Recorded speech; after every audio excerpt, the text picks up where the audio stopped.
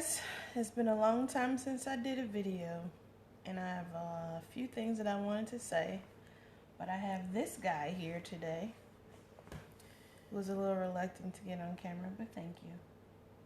This is why I called it the husband edition or hubby edition. I don't know exactly what we'll talk about, but we just want to have random conversation and see how it goes. Would you like to introduce yourself, sir?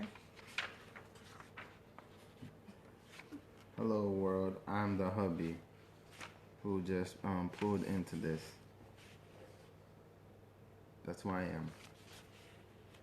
Really? Really. Well, I'm the hubby. Let's start off with something grand since the both of us are here. We just recently celebrated our 10-year wedding anniversary in December. And I would like to say that the celebration of the anniversary in itself was great, but continuing to think on what that means for me has been major. What would you say? I would say that it has been very, very fulfilling to know that we made it 10 years of marriage. Knowing each other maybe I guess about 13 years. It's the longest time I've been with one person ever in my life. Me too, except for my parents and my brother.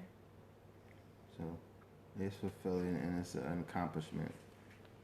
It is a major accomplishment, especially considering the fact that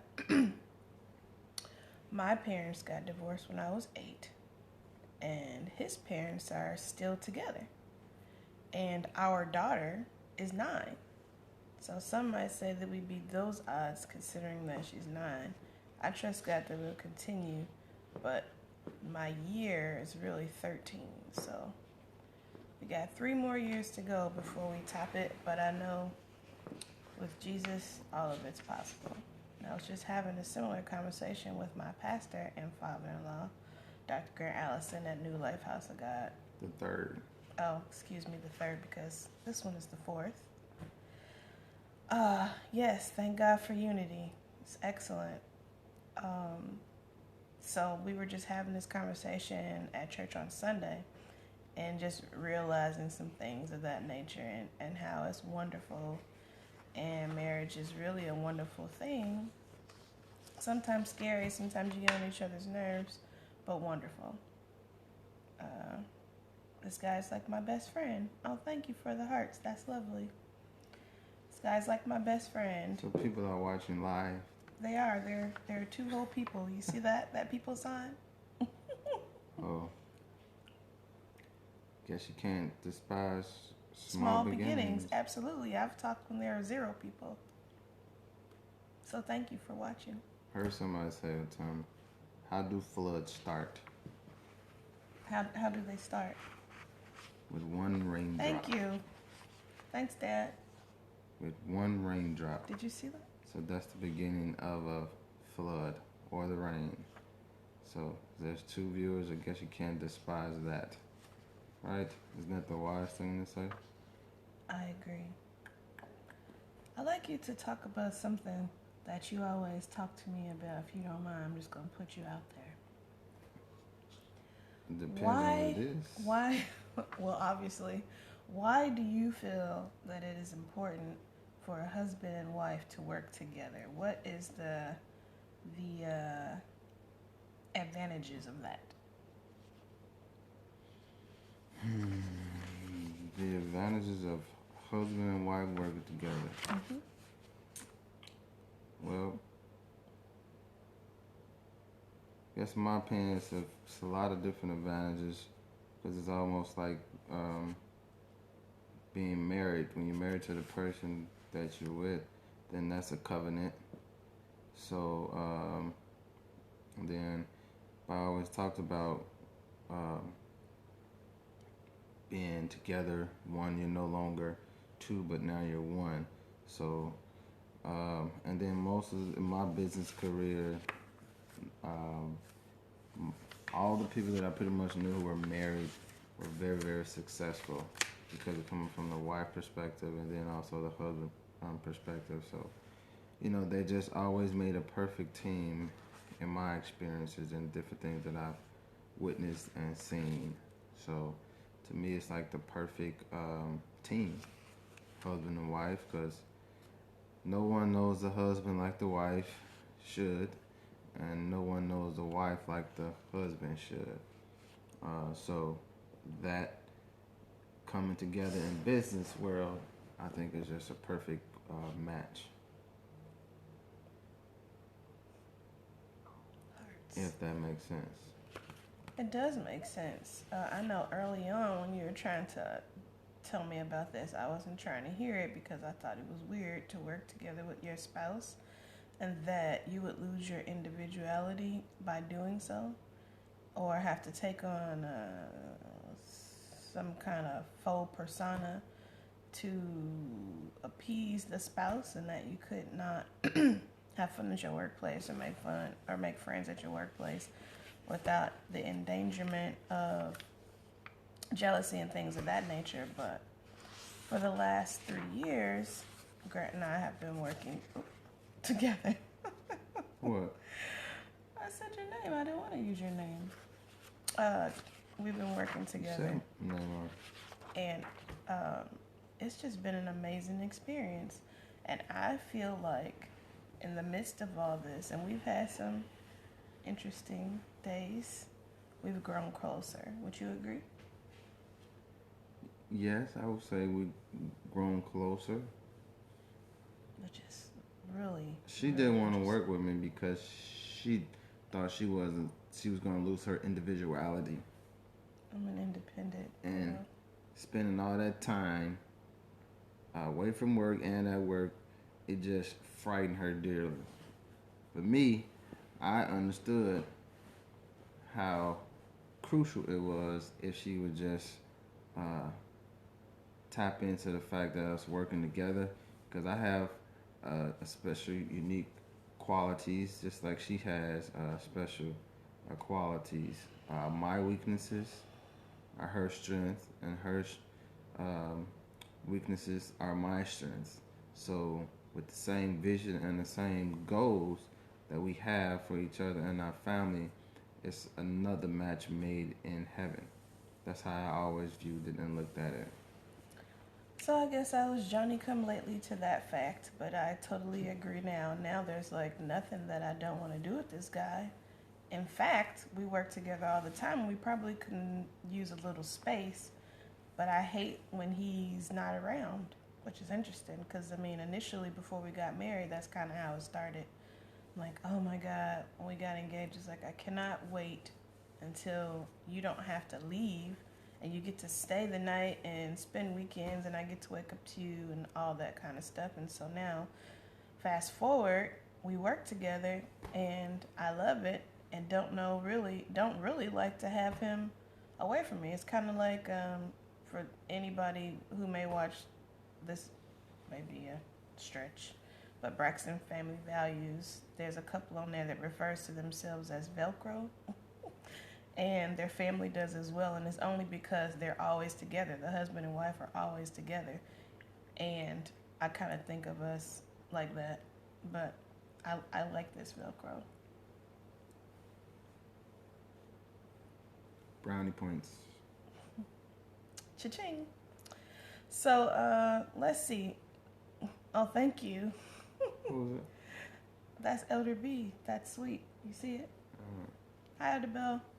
Annabelle.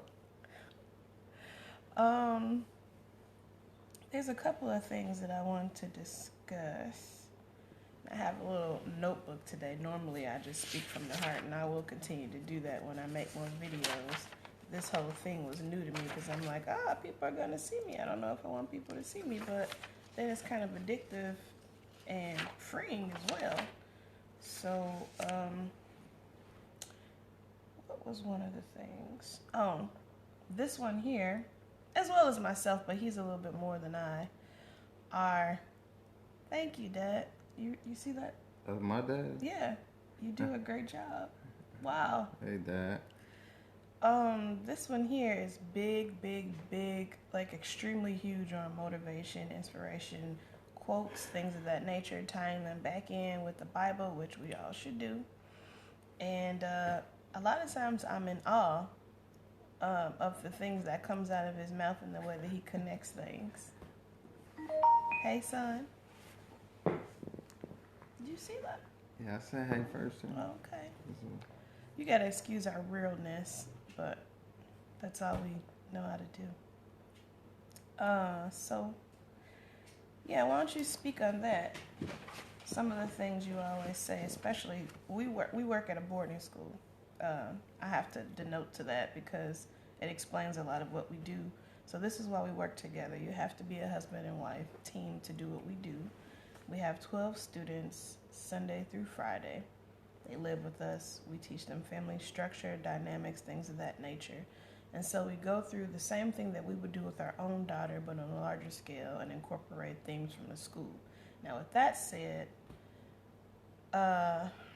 he's big on inspiration and motivation, like I said, and so he shares it a lot with whomever will listen or chooses not to listen.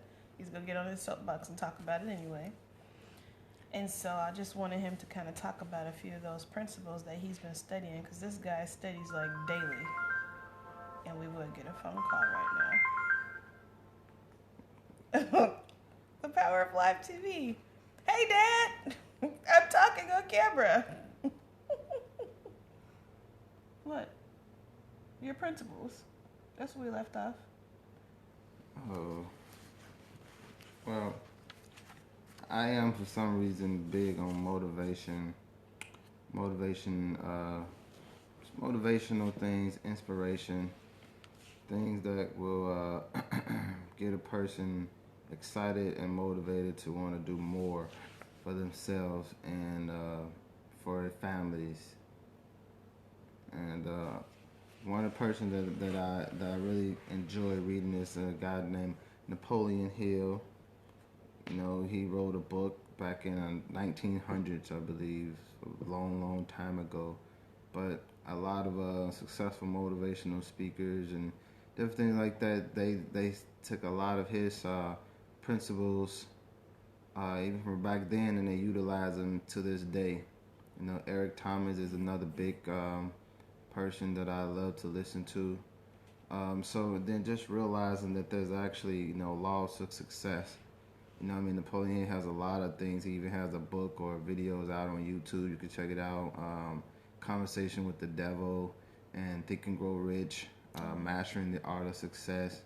A lot of different things like that. And when you listen to, you know, just some of the conversations and you read some of the books, then, you know, it should get you thinking about, you know, how powerful our mindset and our thoughts are, even from the Bible. You know, the Bible talks about how we can create our world with the words that we say. You know, and life and death is in the power of the tongue.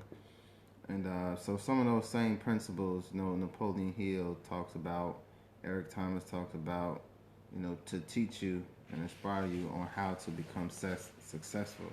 Now, one of his biggest sayings is that whatever the mind can conceive and believe, he can achieve it. And a lot of times, that we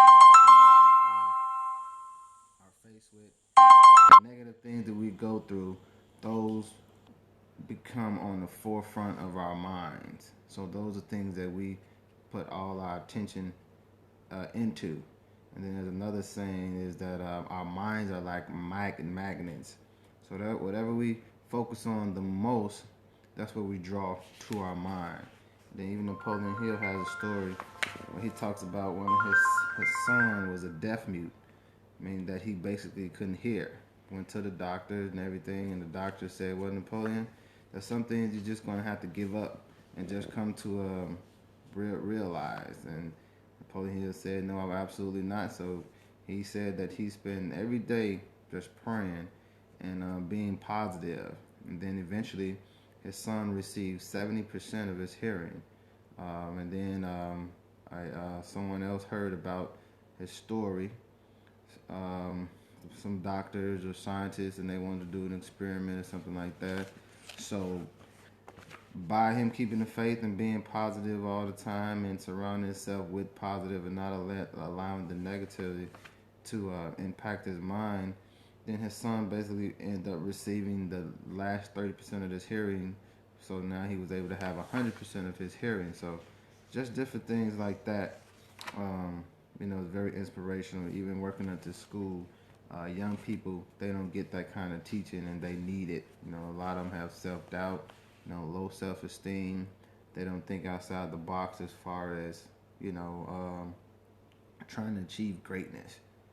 Being in the sales field that I've been in for a very long time, we just always have a saying, reach for the stars, we might land on the moon. So always excel to try to do your best. But if you come up short of what you wanted, at least you still become successful. So I just love reading inspirational things like that. Most importantly, be able to impart and teach someone else the different things that I learned. Absolutely. And I have witnessed, obviously, with our own daughter, she soaks up that time and that wisdom with her dad in different ways that you can imagine a 9-year-old would.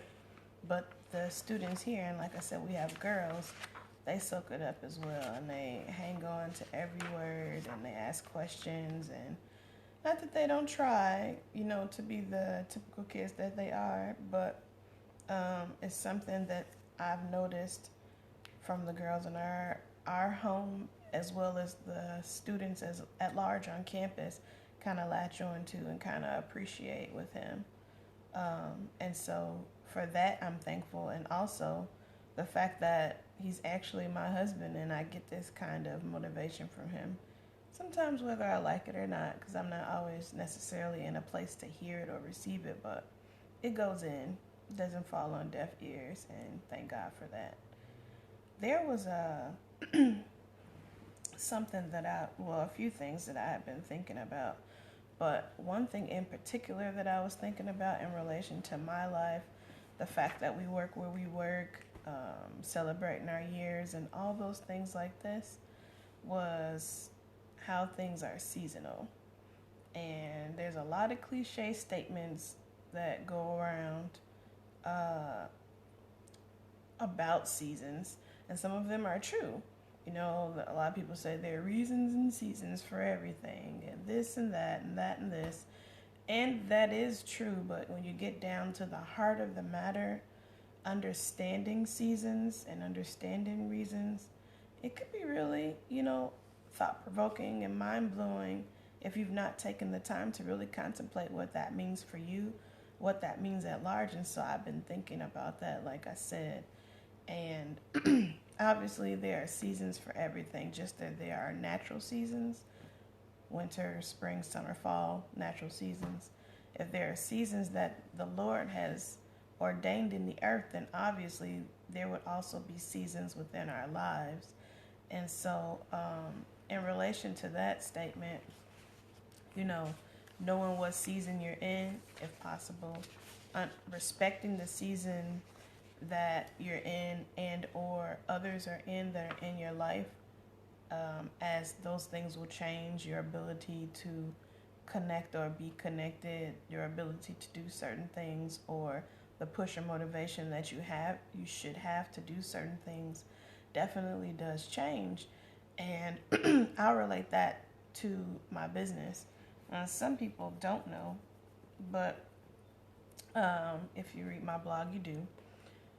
Years ago, I started building websites and things like that, and it was for fun, because I like doing it. And I always knew that I wanted to have several businesses, but that was not to be one of them. And so little by little, I would build a website, somebody else would be interested, somebody else would be interested. I was finishing grad school, I was pregnant, I had just gotten married, and I just did not think, to go that direction. And in the middle of my trying to think about consulting, as I had been opened up to what consulting was, this guy, as I keep referring to, my husband, suggested that I take it a little more serious and legalize it and build websites. Like, you're great at it. People keep calling about it. You should do it. And so from that point to this point, on and off, I built several websites, but sometimes I felt tired and felt kind of burnt out, didn't want to do it. But it seems like every time I put it down, that or even the business at large, a client calls and somebody wants something or other that has to do with it. And so it's just been interesting to recognize, going back to that seasonal piece, how something I try and put down, I never can put down totally or for too long. It may evolve into something different, or I might do something different in a different season. But going back to that whole business theme, I still continue to come back to it, and just little by little over time, it kind of evolves into, I think, prayerfully what the Lord will have it to be, and what will be most beneficial to the kingdom and community and to our family and all those things. And so I was thinking about that even in relationship to friendships and relationships as well, that there is a time and a place for everything, or a season, and that sometimes we know we have friends and family members that kind of fall away, or we're just not as close, or we don't find the same common ground as we once did. Doesn't mean that they did something in particular. It just means that we're in a different space, a different mindset, a different desire. We have different goals at this present time, and maybe we'll touch bases again, or maybe not. It was only temporary to push us or to motivate us or to show us something in that time frame. What do you think about that? I think it's very true. Why are you laughing? Things are seasonal. And I think probably the most important thing is that whatever season that you're in... Wait a second. Did you just say importantness? I'm sorry. I don't know. Sometimes I get words twisted. Important. Thank you, Lord. I think one of the most important things is that to understand that when you're in your season, whatever season you're in, to be active and to be diligent in that season. Because, in each season that you're in, there's always something that you need to do. In springtime, if you have to, do certain things to in your garden. You have to replant seeds. You have to water. So there's times where the land needs to be watered, and then it needs sunlight, for different grass and plants, different things to grow. So you have to, be diligent in whatever season that you're in, and not be complaintive, I guess, because of your waiting. Sometimes we get impatient because of whatever season that we're in. We think things are not happening fast enough, but we can't ignore the process. But everything, there's a process, so we have to let the process take its course. You just posed a question, and now I have to say it. What processes are you ignoring? Bingo, bango, as you would say. That's good. Yeah, I mean, most times this has to do with patience, and a lot of times it's fear that gets us to move before we need to move. Fear is like the crippling thing. A lot of times we get so afraid, and so then we begin to do things irrational. Oh my gosh, yes. Because we're afraid of the unknown or what's next, so we don't know what we're going to do. So then our minds go into panic mode because we're just afraid, and we're not allowing the process to work, because we can't see it. If you want to look at the Bible, Jesus said, "Blessed is the man that have not seen but believe." So faith is the substance of things hoped for, evidence of things not seen. So then on a natural, there's a saying that says man's faith is tested many times before they are crowned with success.